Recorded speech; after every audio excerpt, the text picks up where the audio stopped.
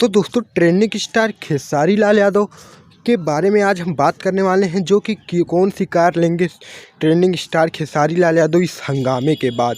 दोस्तों जैसा कि आप लोग जानते हैं, 4 स्कॉर्पियो खेसारी लाल यादव की जला दी गई दोस्तों, जो कि खेसारी लाल यादव के अंडर में काम करने वाले लोगों की ही थी।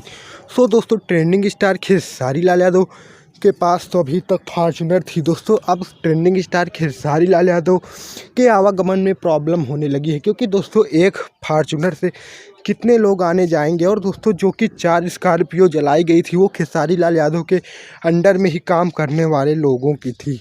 तो दोस्तों ट्रेंडिंग स्टार खेसारी लाल यादव अब लेने जा रहे हैं बहुत ही बड़ी और बहुत ही महंगी कार। जी हाँ दोस्तों, जिस कार के प्राइस सुनकर आपके होश उड़ने वाले हैं दोस्तों, उस कार की प्राइस है 1.5 करोड़ रुपए दोस्तों, 1 करोड़ 5 लाख रुपए दोस्तों। ऐसे ही ट्रेंडिंग न्यूज़ जानने के लिए आप हमारे चैनल को सब्सक्राइब करें और बेल आइकन को प्रेस करें, ताकि सबसे पहले न्यूज़ आपको मिलता है नेक्स्ट